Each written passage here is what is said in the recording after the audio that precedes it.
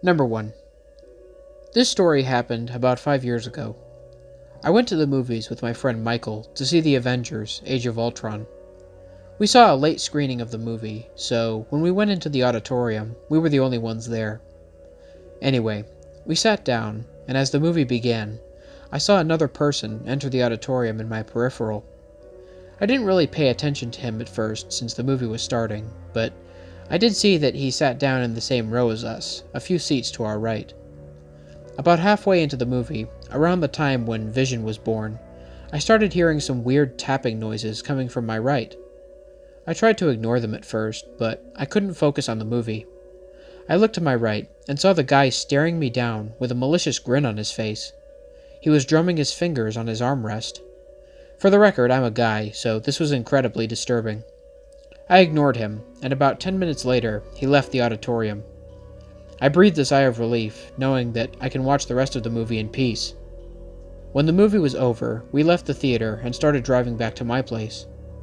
As we were driving, we saw a black SUV driving behind us. It didn't seem too odd at first, but after 5 turns, the van was still close behind us. Michael and I started to freak out, thinking that it was that guy from the theater, and we started taking random turns trying to lose him. To our horror, every turn we made, the vehicle was right behind us. The van began honking and flashing its lights. I was near tears at this point, feeling like Michael and I were about to die. Michael convinced me to drive to his place, since his dad had a hunting rifle, and he knew where it was kept. I agreed, and we drove to Michael's house, the black SUV following us the whole time. Our plan was to run into the house as fast as we possibly could when we arrived, lock the door, grab the gun, and call the police. We pulled into Michael's driveway, and as we got out of the car, the black van pulled into the driveway behind us. We started running, and as we did, I heard a voice behind us screaming, "Call the police! Call 911!" While Michael was unlocking the door, I looked toward the voice, and saw that it wasn't the man from the theater at all. It was a black guy wearing a black sweatshirt and pants. He was waving his arms and yelling at us to call the cops. Michael and I got inside and called the police, and they showed up quickly. Turns out, the guy from the theater was found hiding in my back seat, armed with a dagger. Apparently, the black guy was in his own car in the theater parking lot, smoking a cigarette, when he saw the guy come out of the theater, pick the lock on my car door, and climb into the back seat. When the black guy saw us leave a little while later and get into the same car, he decided to follow us and try to warn us. We also found out that the guy from the theater had been following me for at least a month, as they found multiple pictures of me on his person, and he apparently planned on killing me and Michael that night. I will never forget what I felt that night, and I am forever grateful to that black man who tried to warn us.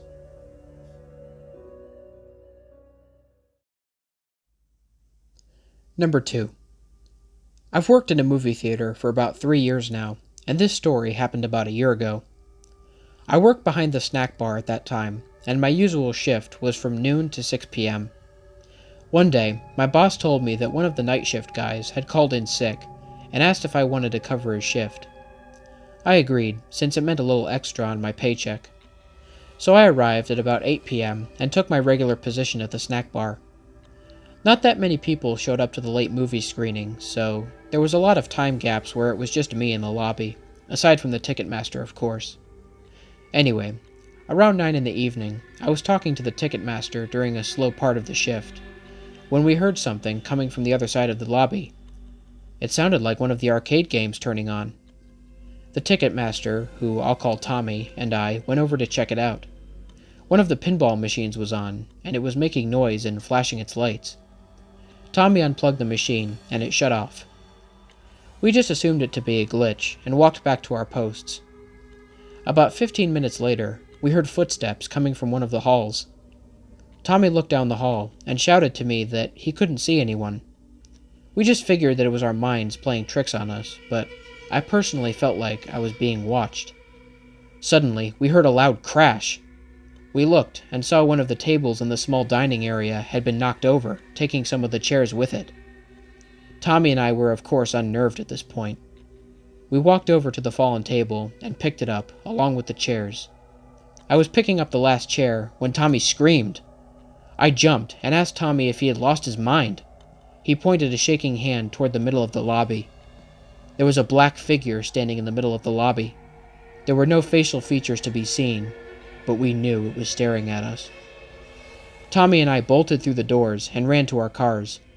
I called my boss and told him what had happened, while Tommy called the police. The cops showed up and searched the theater along with the surrounding area, but there was of course nothing. I haven't done a night shift since, and neither has Tommy. We are good friends now, and still talk about this incident occasionally. We still work at that same theater, and nothing like this has happened to us since. I've never been a believer in the paranormal, but to this day, I have no idea how else to explain what happened to us.